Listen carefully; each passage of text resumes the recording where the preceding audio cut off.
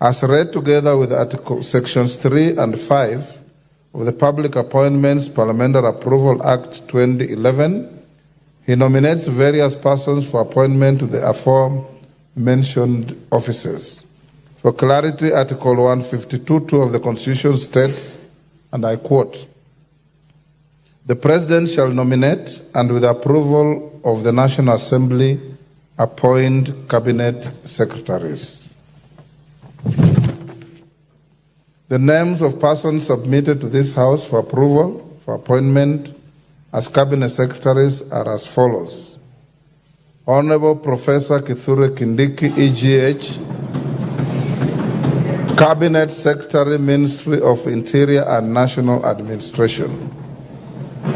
Dr. Deborah Mulongo Barasa, Cabinet Secretary, Ministry of Health. Honorable Alice Wahome, EGH, Cabinet Secretary, Ministry of Lands, Public Works, Housing and Urban Development. Dr. Julius Migos Ogamba, Cabinet Secretary, Ministry of Education. Honorable Roslinda Soipan Tuya, EGH, Cabinet Secretary, Ministry of Defense. Dr. Andrew Mwihia Karanja, Cabinet Secretary, Ministry of Agriculture and Livestock Development. Order. Honorable Rosalinda Soipan Tuya, EGH, Cabinet Secretary, Ministry of Defense. Order. Honorable Aden Bare Duale, EGH, Cabinet Secretary, Ministry of Environment, Climate Change and Forestry. Order. Youth stand out in large numbers in main cities across the country to protest. As agreed upon their schedule, the protests were given a special name, which was occupying the international airport in Nairobi. In Nairobi, the youth first faced the challenge of dealing with a group that opposed the protests. This clash resulted in 2 motorcycles being set on fire. In Imara Daima area, protesters lit tires on the road to show their displeasure with the Kenya Kwanza government. In the Pipeline area near Tasia, protesters were seen demonstrating to push for certain demands stemming from what they continued to cite as the need for reforms in various sectors and the cabinet.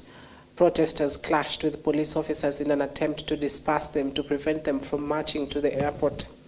In Kisumu County, police used tear gas to disperse protesters who were heading to the city center to participate in the demonstrations. 2 people were shot during the chaos, and the Kisumu city remained deserted with businesses closed.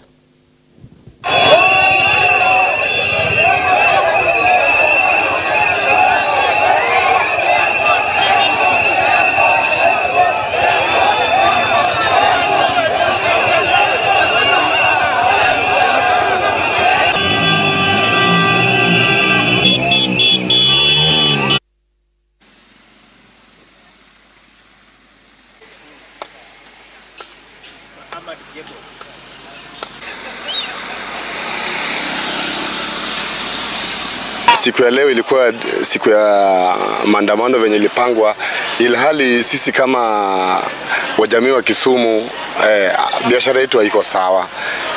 Hata kama sisi ni youth pia, lakini tunaumia because wengi wetu pia tuko na familia na hali yenyewe haistahiliki yenyewe. Serikali iangalie ile ripoti yenye walileta, ili wasiweke tu eti inakuwa maandamano kila siku. Hiyo ni tunawaomba. Juu hao ni vijana wetu. Serikali ni serikali yetu. Kenya ni Kenya yetu. Tukiharibu nchi na maandamano na kupora mali za wengine, hiyo itarudisha kanti nyuma. Watu walipeleka wakasema tufai ku demonstrate. Koti ilikataa na tujaambiwa anything else that we should not demonstrate, na tuko hapa tuna demonstrate bado. Hatufai kupeleka barua kwa sababu hii tumeambia Zakayo tutaendelea mpaka ile wakati atatusikiza. Sasa hizo we do not need to send any letters to anyone's office. The Supreme Court ilisema hakuna, and the constitutional article 37 allows us to do this. And that's why we are here today. We are very peaceful. Tutazunguka, tutapasa information yetu, tukimaliza siku tutaenda nyumbani tungoje Thursday.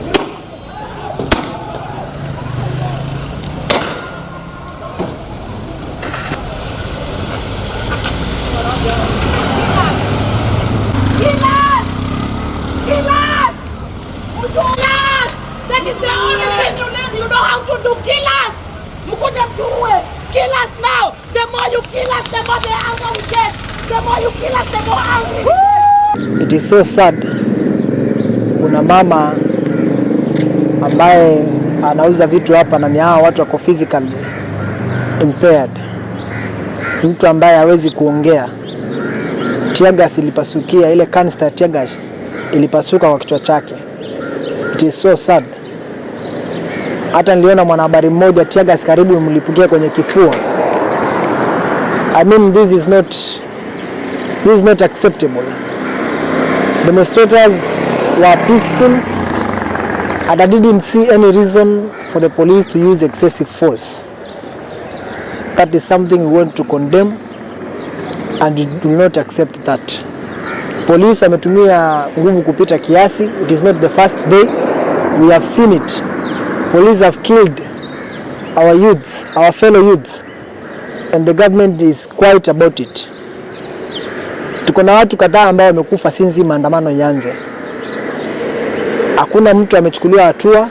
The killer cops, some were seen and were captured by the CCTV cameras wakiua, na hakuna hatua imechukuliwa kwao mpaka sasa. We want actions to be taken. Now, protesters were advised to follow the law while protesting to prevent property damage, violence, and avoid deaths resulting from protest-related violence. Speaking to journalists in Nairobi, the acting Chief Inspector General of Police, Douglas Kanja, warned those who break the law and cause chaos during the protest, citing fatalities and destruction of public and private property following the prolonged Gen Z protests that have lasted for over a month now. Kanja also warned protesters who are planning to invade the JKIA and other legally protected areas during the demonstrations. However, police chief assured Kenyans of their safety and adequate security while urging them to protest peacefully to maintain calm in the country. The youth, the Gen Z, the magnitude of loss that the country has suffered is evident in the lives that have been lost. The people, both civilians and police officers, that have been injured, property including police vehicles, and the businesses that have been destroyed, and the people that have lost their livelihoods. For the avoidance of doubt, protected areas listed under the Protected Areas Order, Legal Notice number 9 of 2011, second schedule, includes, among others, the LPG plants, the bitumen plants, and the petroleum depots situated at the Embakasi Aviation Depot, that is JKIA.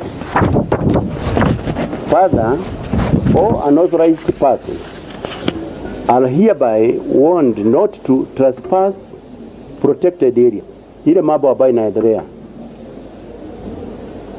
kwa hiji yetu saa hizi si mambo sawa na hatutaikubalia. Kuenda kuingia kwa kiwanja ya ndege huko na hujapata ruhusa ya kuingia huko haitakubalika. Nataka kukumbusha Wakenya wote, hatuna nchi nyingine inaitwa Kenya, ni hii peke yake tuko naye. Na sisi wote tuko na jukumu ya kuona ya kwamba nchi yetu iko sawasawa na iko na amani ya kutosha. Kwa hivyo mimi nawaomba na wauliza ya kwamba tujukumike sisi wote, tukijua ya kwamba hatuna mahali ingine, ni hii tu, hii ndio nchi yetu, hii Kenya. Hatuna Kenya ingine, iko mahali ingine. Kwa hivyo sisi wote tuichunge na tuiride kama vile wimbo yetu ya taifa yetu inasema, na tukifanya namna hiyo kila mmoja yetu atakuwa ako sawa. In Garissa County Assembly, it has urged the youth to give President William Ruto a chance to address the demands. Led by the County Deputy Speaker Abdirashid Mustafa, the leaders say the protests continue to cause panic and loss, and also urged the police to use the law to protect property and the lives of Kenyans. We understand that these demonstrations are fueled by a variety of concerns and frustrations. However, we must approach this period with respect for the Constitution and the democratic processes that guide our nation. Mandugu zetu wale majenzi katika hii nchi, sisi kama Assembly ya Garissa, wengi wetu hapa ni hereka hiyo, na hatutaki hii nchi iende kwa mkono ya watu ambaye hawajali maslahi ya Wakenya wote.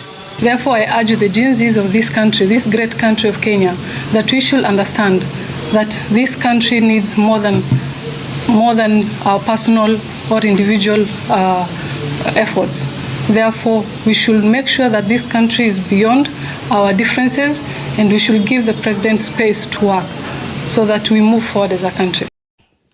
Isiolo County Assembly has supported President William Ruto's call for dialogue, calling for the ongoing protest in the country to stop. The ward representatives are asking the youth to give the president time to address their grievances.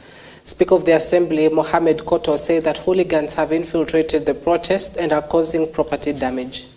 And I'm sure the security apparatus in this country, they know what is going on in this country. We know that the police have not been trained using chalks or pens.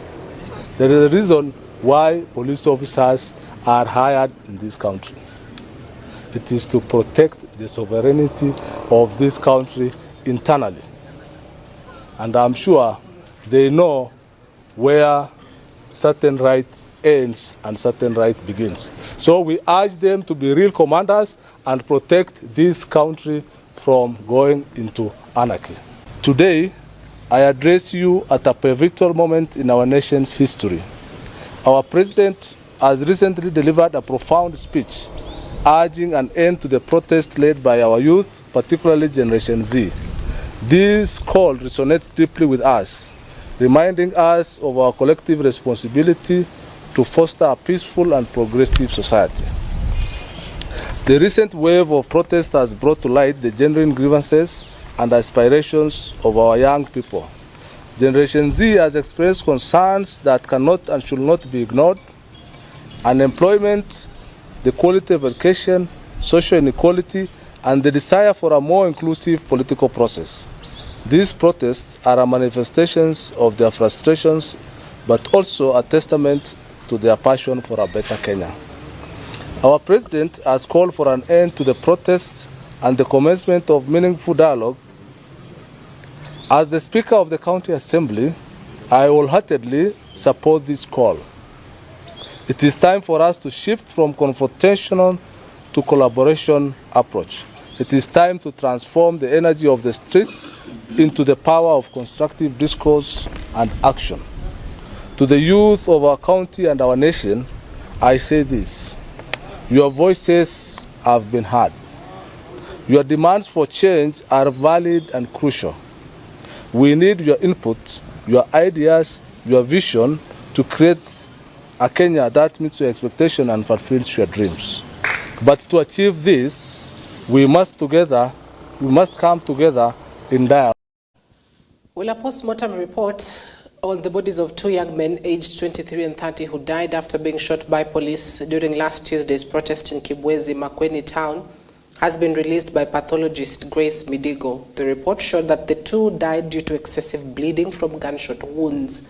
The families of the victims are crying for justice for their loved ones, while human rights activists led by Haki Africa organization activist Khalid Hussein are condemning the police for continuing to use excessive force against protesters and calling on President William Ruto to ensure better conduct by police officers. Amesema wao watulipe hii. Tunaomba serikali iweze kuchunguza hili jambo na watupe msaada wowote ambao utapatikana ili kijana wetu Alex aweze kupata haki. Kama familia tunalilia serikali iweze kutusaidia tupate haki, na shirika lolote ambalo wana uwezo pia wanaweza kuja kusaidia ili tuendelee na case legal process. Ni jambo ambalo ni ngumu. Kama familia hatuna uwezo mwingi wa kuenda kutafuta lawyer, kufanya mambo mengi ya kwenda kotini. We are telling Inspector General Kanja, we must arraign these killer cops in courts. They must face justice. These families require justice. Kenyans want to see justice done. And we are leaving this matter in your hands. And we are waiting to see what you will do to bring justice. Don't tell us about dialogue when you are not ensuring justice is done. What kind of dialogue do you want for the young people? Yet you are killing them and not even offering any meaningful support to their families members. So we say no to politically instigated dialogue. We say no to rhetoricism, and we say no to empty promises. We want to see Mr. President walk in the path of justice and accountability.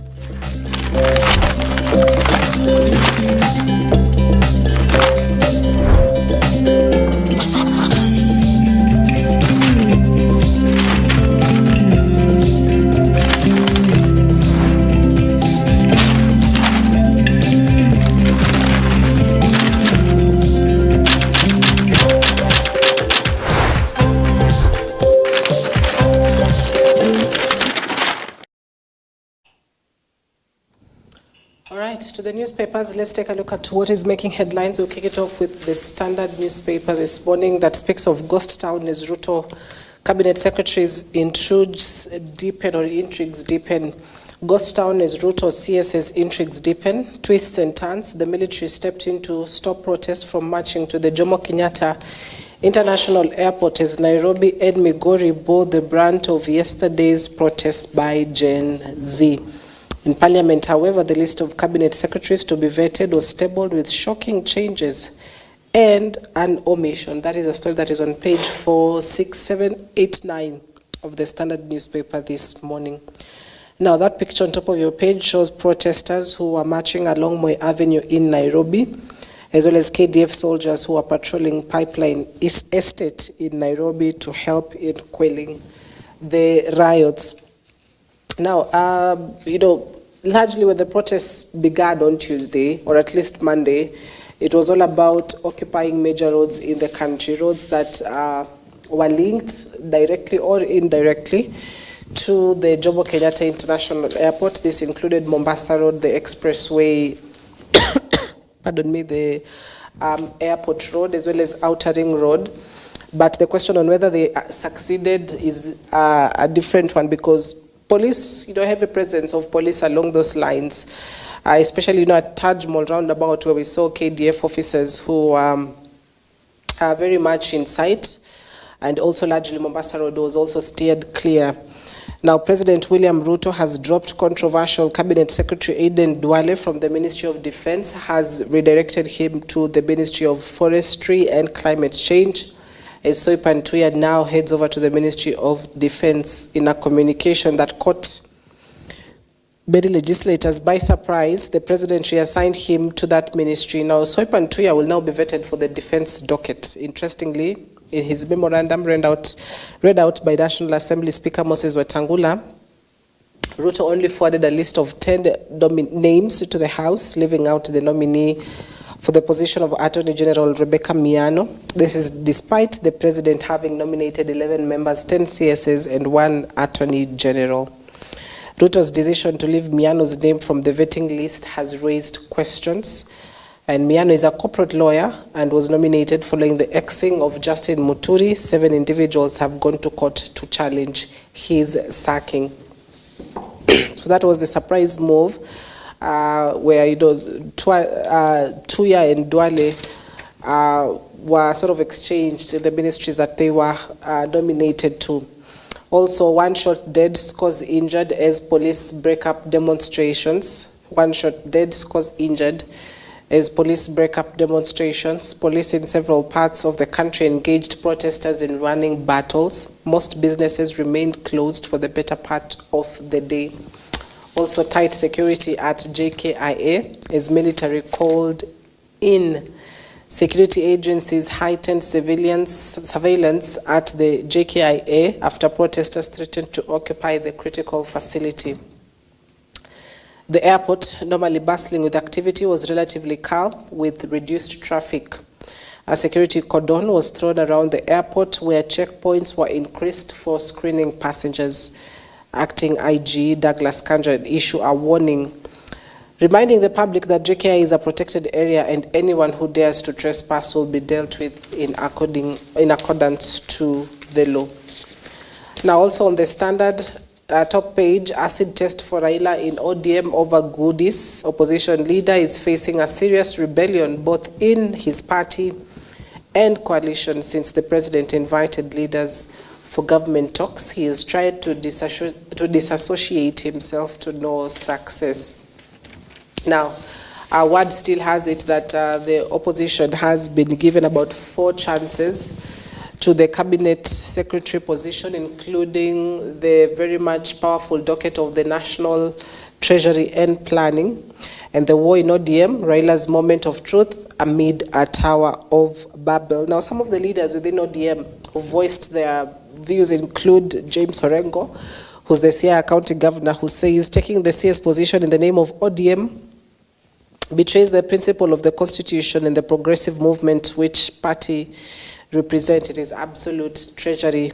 John Mbadi says we always have systems of engaging. We are the only party that meets regularly, have all organs. We can't split the party by disagreeing. People can never have the same frame of mind. So that is on the Standard newspaper. Now to the Daily Nation this morning, that speaks of Day of Defiance. Daily Nation speaks of Day of Defiance. Heavy cost as anti-government protesters ignored President William Ruto's warning and took to the streets in several towns, paralyzing business activities for the umpteenth time in central Nairobi.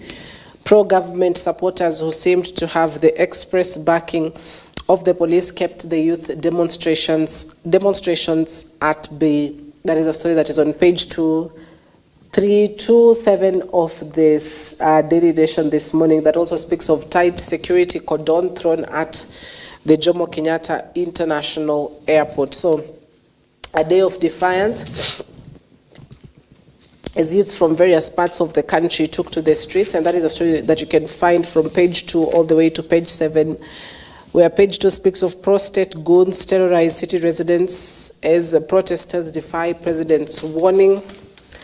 On page 4, it speaks of day of contrast as some counties witness protests, other witness calm. On page 6, it speaks of business paralyzed in various towns amid demonstrations. And in page 8,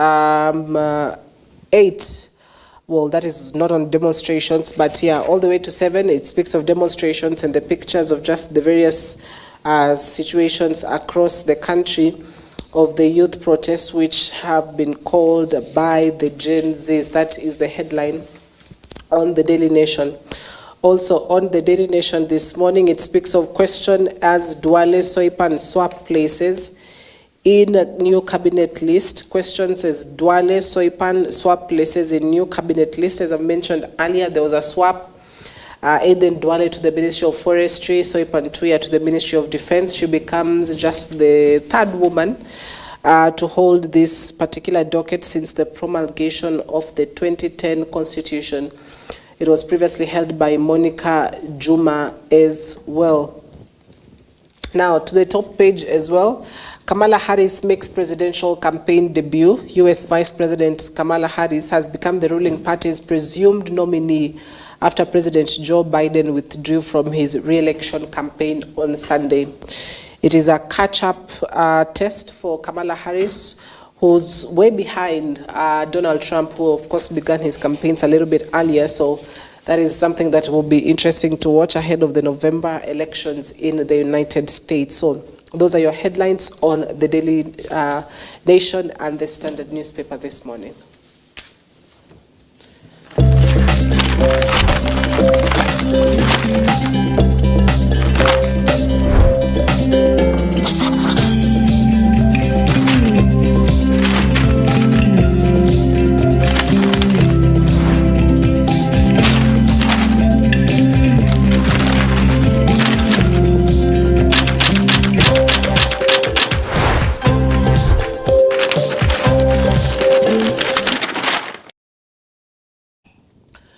All right. right, allow us to take a quick breather. We'll be back shortly with our conversation this morning. Stay with us, don't go. You can watch us live across all our streaming platforms. As planning, not just in Nairobi, but also countrywide. So we'll be getting to know more about their stories and just the effort that goes behind an event. Well, once you've received that invite, but there are so many people behind that particular event who are at the center of the day-to-day operations and planning, for instance, of the upcoming Mr. and Miss Kasarani event. So I'd love us to get to know more about our guest, as well as just, what this effort looks like and some of the doors and people that they have to talk to just to ensure that this particular sort of events go successful. Well, in studio, I'm joined by Jonathan Drake on my immediate right. Thank you very much for coming in, Jonathan. Thank you so much for hosting us. Good to have you again. And thank you. All right, and next to him is Lavinia Oceans. Asante sana, Lavinia, as well, for coming in. Thank you for having me also. Right. So, Jonathan, we'll just start by you just telling the audience a little bit about you and the kind of work you do, as well as the industry that you're largely engaging in. I'm Jonathan Onyama, an event organizer, the CEO and founder of Drake Events Company that deals with event organizing, event planning, and execution, and also I'm a DJ. Yeah, but soon to retire. What do you mean soon to retire? I want to leave the space to others, at least those who are coming, at least they also get their space. Yeah, because hatuwezi shinda hapo kila miaka yote, miaka nenda miaka rudi. You have to like engage with other things. You have to be broad. You have to think forward. Yeah. All right, Lavinia, to you. First of all, the name Lavinia Oceans. I short to think somebody might think you're not Kenyan, but just tell us a bit more about you and what you do. Well, to start with, I'm Kenyan. Yeah. Okay. Well, I am a flight dispatcher, an event organizer also, and a student, a CNA student. So, yeah. Right. That's basically Lavinia. Yeah. Earlier on you said you're a partner to Drake. So yeah, what does that partnership look like? What is it? Well, we help each other with like brainstorming and all, maybe financial stuff. Yeah.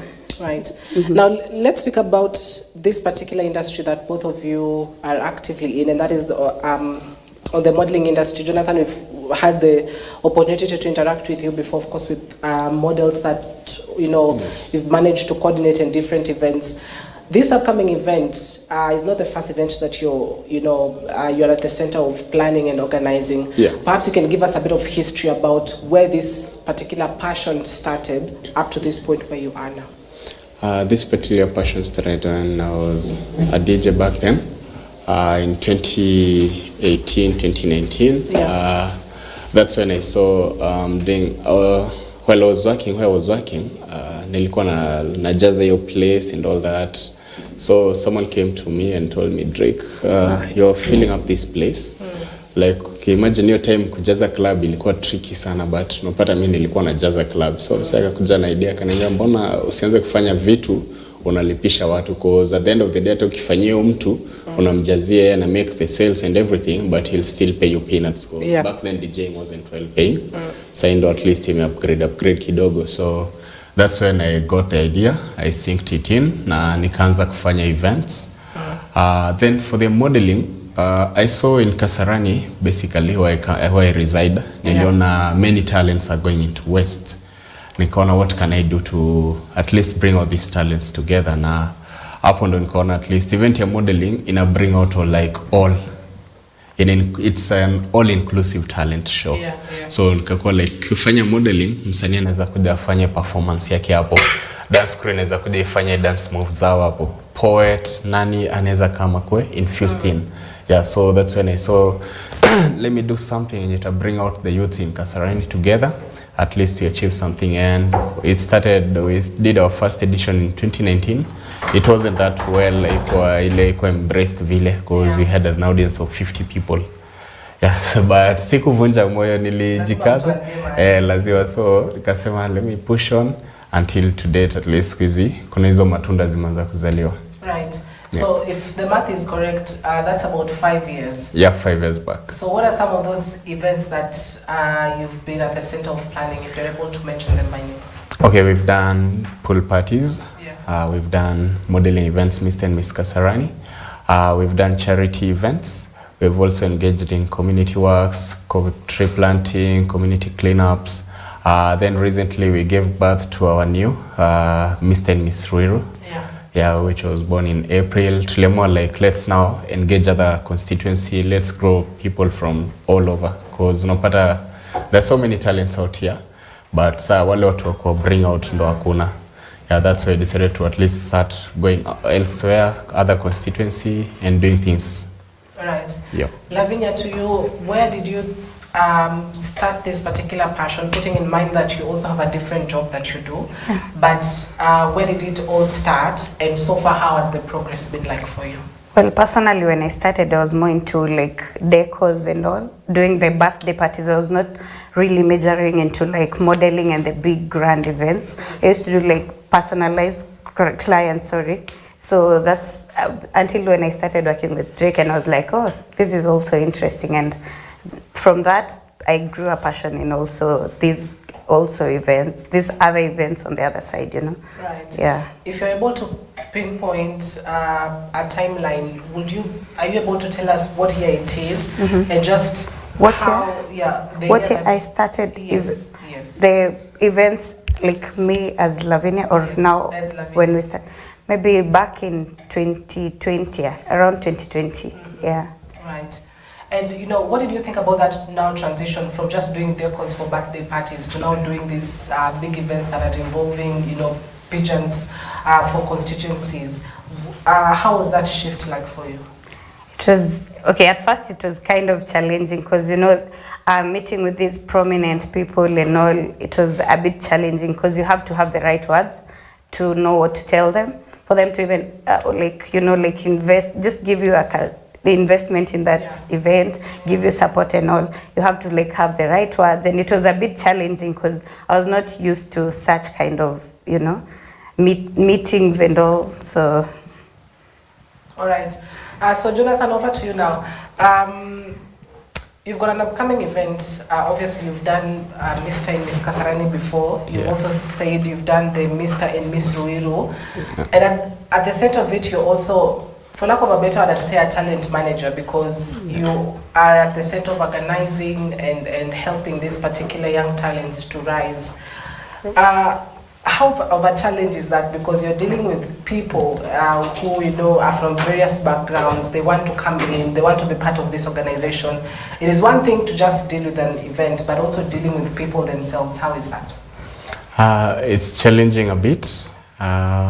Kwanza ikifika kwa kuhandle kids, the parent at times they give you some hard time. Oh, sijui mbona mtoto wangu kwa hivi nini, cause normally we do training for the models before they go for the contest. So you find like maybe you're going somewhere for training, you get late, and the parents like, oh, what's this, sijui nini, nitatoa withdraw mtoto wangu isi masaa nini. Like recently I had an encounter with a young parent, and she was like, what time is this? It's already past 7. Like, they don't understand, some parents.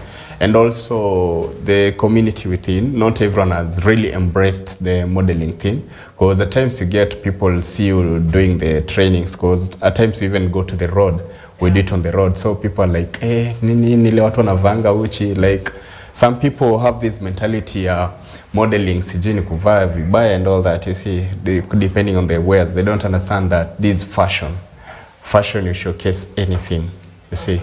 Yeah, so it's been challenging, but at least nowadays, what I can say, nowadays it's not challenging like before. Then the support has started coming in, not like before also. Yeah, because while starting, before you convince someone that this good, this and this, you have to sell them the idea. Yeah, so nowadays at least the challenges aren't that much. It's only with nini wazazi wachache tu kidogo tu. Yeah. Right. So Lavinia, what does planning for a pageantry event look like, or at least a modeling event look like? What are some of the things to consider?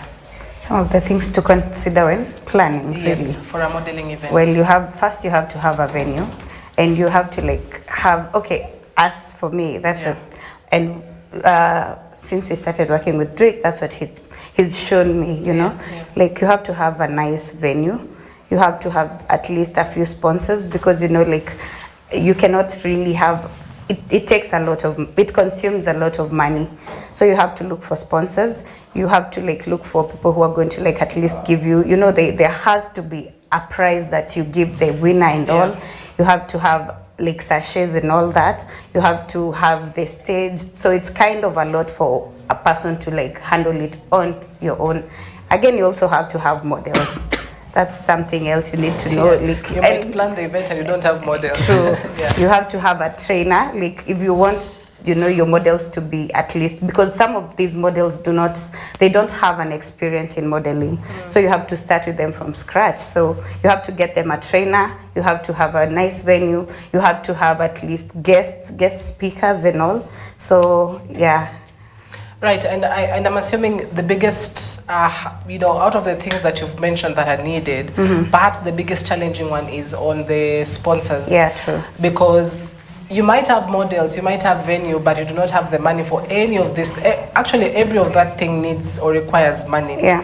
And so, how do you go about the sponsors? How do you approach them? And on a scale of 1 to 10, how easy is it to get them? It's not as easy as people might think, honestly. And okay, you start by like you go through the like assistants, and then they schedule a meeting, probably some of them.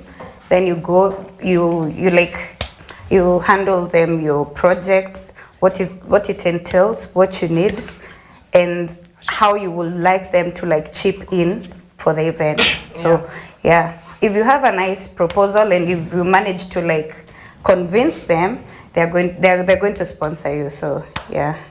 All right. So Drake, let's talk about this upcoming event of Mr. and Miss Kasarani. Apologies about that. Let's talk about the upcoming event of Mr. and Miss Kasarani. And what edition is this, by the way, just to start? This is the 5th edition. 5th edition. Yeah, we call it half a decade celebration. Yeah, it's a big one. It's a big one. We've come from far, starting with 50 people in the first edition. Yeah. Going to now 300 plus, and right now we're targeting more than 600 people. Yeah, so it's basically the 5th edition. We want it to be big and way better. We've planned ourselves really well with it, from getting good sponsors, the marketing, and also taking people, changing the environment of people, because people are used to, Drake wanatupelekanga tu kwa hema, tunachoma najua the whole day, event in a take time. So this time, they shout out to Sportsview Hotel. We approached them, we spoke to them, and they agreed to give us a venue. And so this year's edition will be big. It will be at Sportsview Hotel, Kasarani. Right. Yeah. Yeah, and also we've tried to get some sponsors, though it wasn't that easy. You said we rate it at a scale of 10. I can say it's 5.5. Yeah, because like you have to have a good proposal. You have to have a good tongue to talk to people. That's why I have a colleague like her who's helping sometimes with that. Yeah, so at least we thank out, we reach out to people to come support. We managed to get a few sponsors on board. Like we have Shofco, we have Alua Gift and Flower Shop, we have Little Cabo helping with the logistics. We have Omofia College, who will be helping up with the makeup for the models, of which it wasn't that easy. So we also have, which other brand? The lipstick guy. Oh yeah, we have the Yona, Yona. She's a photographer, and also they have a brand with dealing with lipsticks and lip gloss, all that for kids. We have Look Empire. We have other stylists who will be there, will be dressing, will be taking care. Look the stylist. You have Omedi Classic. Yeah, so just listening to the people that you're mentioning, it seems you've really gone all out of your way just to ensure that you're getting or maximizing the sponsorship as much as possible. Yeah, true. We really had to go out for our way, because considering we wanted it to be something at least outstanding, staki watu wakuja kwa like event nakaje. So we had to go out all of our way. We had to tulijituma yani kwa hiki tulijitolea like yani siku hizi nakwanga nikiamka asubuhi ni Mr. and Miss Kasarani. Nikilala, have I done this? Have I done this? What am I supposed to do today? Like, I always have like a schedule. Like today, unajua leo nilikuwa fani kwa nini, nikitoka hapa nafanya nikimaliza like it isn't that easy though. Yeah, but at least we've managed. I've also forgot to say shout out to Nairobi County, the youth and sports officer. At least they're also coming on board to support where they can. Is that Brian Mulama? Nairobi City County, no, under the youth and sports docket. Yeah, we have Willis there, we have Damaris who are coming in through at least kusaidia hizi talents zetu. Yeah. Let's speak about the theme. What is the theme this year, and why is it important that an event has got to have a theme? There's some people who perhaps really don't understand, but what is the theme for this year, and why is it important to have a theme? Okay, for this year's event, we are fostering youth talent and mental resilience. Having a theme at your event at least helps with guiding also the models, like, why am I here? What am I? What's the impact I'll get after this?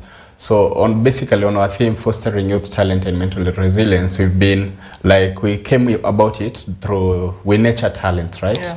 We've been supporting talents ever since we started. We've been growing people. A number of them, we've been here with them. We've seen others have been there before. They've achieved some 1, 2, 3. So we decided, let's nurture this upcoming. So even when you look at, when you attend the event, you'll see we have many young models, many upcoming models who have never been on stage.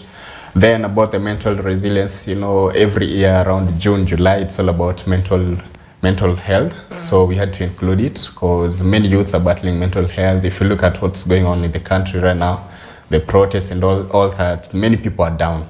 Kuna ule mtu anashindwa ku speak it out, but at least we had to include it because in fashion showcases something. So when those models are there, when they're doing their creative wear, they showcase the theme of the event also. They showcase what's happening. Yeah. Lavinia, how soon do you start planning on such kind of events? Because clearly it's like a job on its own, literally, because you're looking for various things, various services, various, personnel, various talents. How soon do you start for planning for this kind of events? Well, I will say it depends with how big the event is, because there are some events that you take you start maybe 2 months prior. Some you start 3 months prior, 4 months prior. So for Mr. and Mrs. Kasarani, it was like how many months prior? I think 4. It's 4 months of planning. And hard work. So. Do you ever get people who just look at the effort you've done and say, you know what, we're going to give you this particular service for free. We just love to come in and just offer, this is what we've got. That's why we have sponsors like Omofria College. They offered to do the makeup to all models on that day. So which is kind of a cut on our side. All right, so what should people be expecting come, I believe you said August 17th. What should people be expecting? When does it start? What should they be expecting? Okay, the event will start at 5 p.m. and you should expect like a good time, an amazing time. That is guaranteed, because we've worked on, we're trying to get musicians who are going to work on the entertainment side. We have dancers who are going to come through when it comes to entertainment. And basically the models are putting in a lot of effort to make sure everyone enjoys their time and, just to have a good time on that day. So what to expect is a very amazing time on that day. So, we invite everyone, you included. Good one. So, Jonathan, if I'm not wrong, previously you've had this sort of events during the day. And right now you've shifted to evening or night. Why that shift? Okay, basically we saw from, after every event we do a post-mortem of the event. And we get reviews, we get feedbacks from the audience, from the group that we have, the WhatsApp group. And we saw many people like, on weekends, some are at work and all that. So we had to try to fix out something that's best. And we saw, during the other editions, we've been using primary schools. So we had to look for another alternative. And that's why we say acha sasa tujaribu kuwekea watu usiku, tuone how it will be, because ya mchana, yes, watu wanakuja inajaa. Because the last edition had 323 people. So we were like, wengine nye wali-miss ni juu ya timing. So we decided, let's try it out at night. Because another thing about night out events, modeling events that are done at night are always colorful, always. Ndio ule mtu atatoka job, maybe anatoka job 5, akifika kwa nyumba by 6, by 7 anaweza kuja na attend event apate ndio inaanza. Yeah, so that's the change. We did our postmortem, we do our postmortem, we get reviews and we get advice from people, and that's why I decided let's now start doing it at night. Yeah. So that means the reviews that come after really shape the next event on just some of the considerations you need to take in. Yeah, we always like take in all consideration, even the negative ones. So scared, oh, le judge fulani alikuwa hivi, even the negative comments we take when we work on them. At least when you're doing the next one, it really guides you. If you don't do a postmortem for your event, then you're doing nothing. Right. Because you have to listen to those people. Those people are your clients. Those people are the people who make you do that event. Because without even the audience, with or without the models, even without the audience, watu watakuja model wakatoa kuna viti zinawaangalia waizi. So we really do take keen on the reviews we get from people. Right. Yeah. Now let's talk about what vision you have. This year, this will be the second event you're planning after the Mr. and Miss Ruiru, and now Mr. and Miss Kasarani that is coming up on August 17th. What vision do you have in the future events that you'll plan? This is the second constituency that you've now been able to organize for. Is this also part of the plan, perhaps to progress to more constituencies within Nairobi County? Yeah, I'm planning to explore more constituency and also maybe do a one county thing. Also my target is to do like a world-class event. I've been watching recently how other events are being done, like South Africa. They are way too ahead of Kenya. I want to bring out something outstanding in the near future. Enye kila mtu akiona. I also want to do an event enye hadi president anaweza kuja na attend na kae the whole night, like how Harmonize did his album launch. He managed to get the president of Tanzania to attend the event, something that has never been seen before, you see. Also Miss South Africa, they managed to get Cyril Ramaphosa to attend the event. So my vision is to do a world-class event that I'll get these high-profile people on it. Yeah. All right, what about you, Lavinia, from where you sit, what does the future look like for you ahead? Well, with Drake on board, I trust me, the future is bright. And like he works so hard to make sure that he gets to where he is. Because when you look at some of the events he's done before, and this Mr. and Miss Kasarani, like for now, he's managed to get at least 5 constituency MCAs, you see, which is kind of a plus for him. And so if he's done that within a short span of like 5 years, you can imagine what he's going to do in like 5 or 3 more years to come, you see. So what I can guarantee is that the future is bright. With him on board, it is. All right, so I'd love you both to have the final word. And as we wrap it up, speak also about why it is important to nurture talents and to give these sort of platforms for young people who are talented. They may not have the money, they may not have the connections, but at least when they've got these events at the grassroots level, they know they can go to them and be seen, and you know, you never know, it could be the next big thing. So as you wrap it up, final word, Drake, we begin with you. One thing I would really love to urge people, young people out there, whatever you believe in, go for it. Whatever you don't believe in, don't do it. So when you have something you believe, like this me, this mine, own it, go for it, exploit more, nurture it, grow it. And also to our young parents out there, the millennials, nurture your daughter, your son, at least to get something. Not just see it, remember one thing, si kila mtu masomo ni yake, but this talent can get you somewhere. Your kid, your daughter may be the next Miss World, maybe the next Mr. World Kenya, maybe seen all over, kupatele shine bright, maybe the next, maybe Faith Kipyegon, breaking all records. So, really, Kenya minaza sema, don't give up, fight for what you really believe in and go for it, own it, it's yours. Right, Lavinia, to you.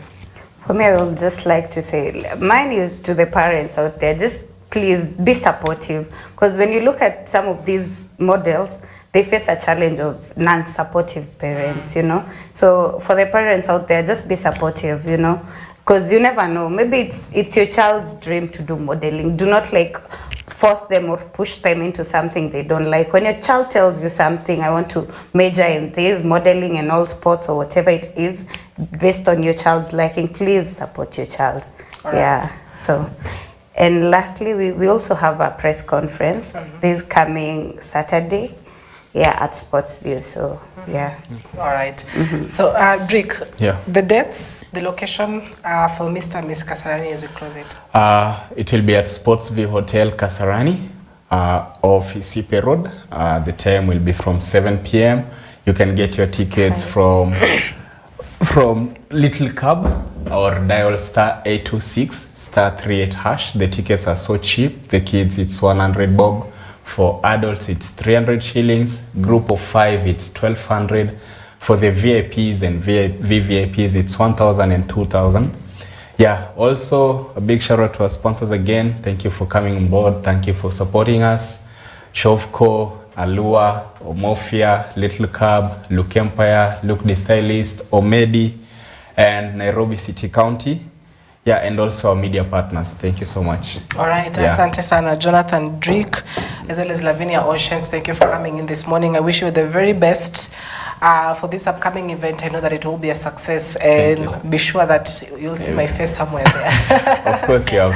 All right, so asante sana for coming in this morning. So be sure to support them, support KE, support Kenya brands, support Kenyan events, and that is the way we can now grow as a country to the next level. We've got targets, so that is one way to reach those particular targets. So asante sana for watching this morning. Have yourselves a wonderful morning ahead. My name is Cynthia Nanjala. Good morning.